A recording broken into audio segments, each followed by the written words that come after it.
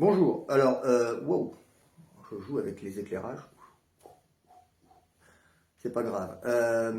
Je fais une nouvelle vidéo pour parler, encore une fois, du projet que je suis en train de monter pour le 22 juin prochain, ici, à 20 h, à la rivière Saint-Sauveur, une petite commune, je rappelle, à côté d'Honfleur, où je vais peindre une toile de 4 mètres par 2 en public, au profit du stade de football local. Ça, j'en ai déjà parlé dans la première vidéo, je ne vais pas y revenir. La vente de la toile, on y travaille.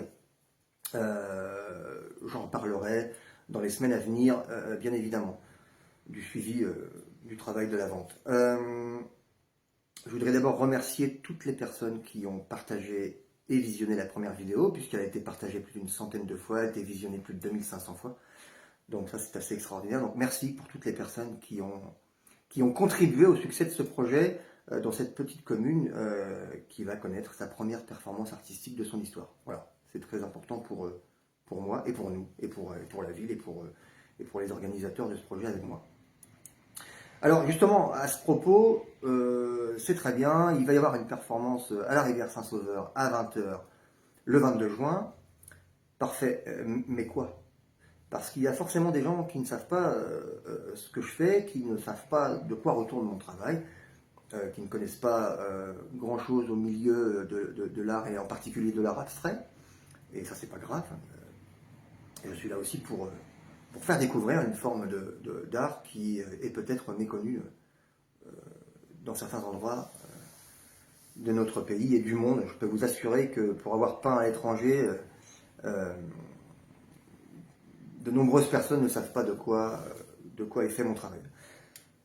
Eh bien, justement pour comprendre, juste après cette vidéo, je vais faire suivre un teaser qui a été réalisé par mon ami Jérémy Elgage, qui est un vidéaste de talent, qui a fait un melting pot de quelques-unes de mes grandes performances. Alors on retrouve une performance à Chypre en 2022, une performance dans l'église de la Madeleine à Paris dans le 8e en 2015, au Club Haussmann à Paris en 2016, donc dans le 9e du côté de l'Opéra.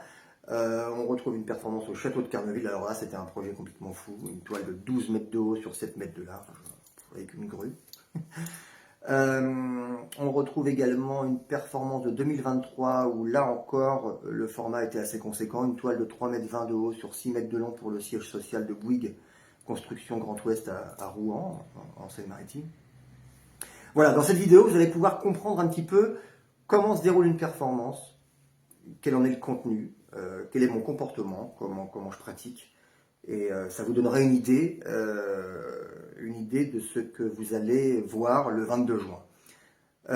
Merci encore, et puis continuons les efforts pour, d'une part, promouvoir cet événement qui me tient beaucoup à cœur, et puis évidemment faire vendre la toile. Et je rappelle une fois encore qu'une entreprise peut acheter une œuvre d'un artiste vivant et en défiscaliser la totalité. J'ai bien dit la totalité. Donc, à vos contacts. Merci et à bientôt pour de prochaines informations. Merci beaucoup. Et à suivre le teaser.